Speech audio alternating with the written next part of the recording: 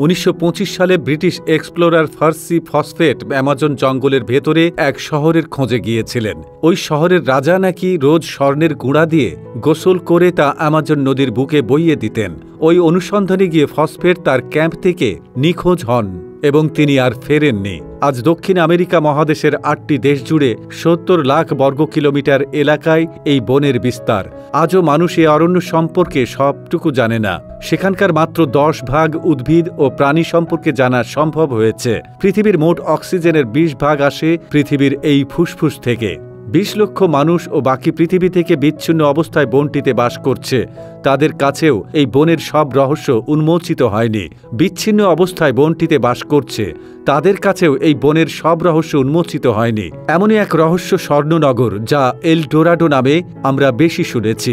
16 শতকে ইউরোপীয় দখলদারেরা যখন অস্ত্রশস্ত্র সৈন্য সামন্ত নিয়ে জাহাজে চেপে অ্যামাজন বন সংলগ্ন অঞ্চল দখল করতে আসে, তখনই লোকমুখে বনে লুকানো এল ডোরাডো শহরের গল্প শোনে তারা। অ্যামাজন আর সেখানকার আদিবাসীদের লুট করে তারা স্বর্ণসহ অনেক সম্পদ পেয়েছিল, কিন্তু স্বর্ণের গোড়া ওই শহরের খোঁজ 200 বছরেও খোঁজ মেলেনি। পার্সি ফসফেট অ্যামাজনে 8টি অনুসন্ধান চালিয়েছেন, কিন্তু এলডোরাডোর দেখা পাননি তিনি। স্বর্ণের শহরের দেখা না মিললেও ইদানিংকার উন্নত প্রযুক্তি ব্যবহার করে বনটির গভীরে ধ্বংস হয়ে যাওয়া শহরের চিহ্ন পাওয়া যাচ্ছে। মাটির নিচে 2500 বছরের পুরনো পাথরের অনেক মানব নির্মিত কাঠামো সাক্ষ্য দিচ্ছে যে সেখানে বিশাল আরও উন্নত মানব সভ্যতা ছিল। অ্যামাজনে এমন আদিবাসী গোষ্ঠী রয়েছে যারা আজ পর্যন্ত আমাদের চেনা পৃথিবী চোখেই দেখেনি। নৃতত্ত্ববিদরা এসব মানুষের জীবনধারা সম্পর্কে পুরোপুরি জানে না। এদের মধ্যে পশ্চিম ব্রাজিলে বসবাসকারী পি পপোড়া গোষ্ঠীর কথা বলা যায়।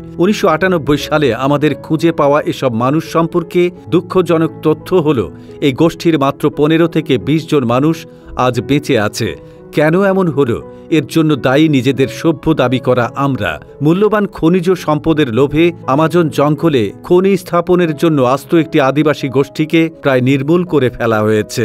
এমন কত যে আদিবাসী আমাদের লোভের কারণে আমাদের জানার বাইরে হারিয়ে গেছে, তা আজ অজানা। 2017 সালে কলম্বিয়া পাহাড়ে প্রত্নতাত্ত্বিকেরা আদিম মানুষের আঁকা ছবি খুঁজে পান। বিজ্ঞানীরা দেখেছেন অ্যামাজনের বুকে লুকিয়ে থাকা এসব পাহাড়ের গায়ে আঁকা চিত্র 12,000 বছর আগের। ওই সময়েই বরফ যুগের শেষ ভাগ ছিল।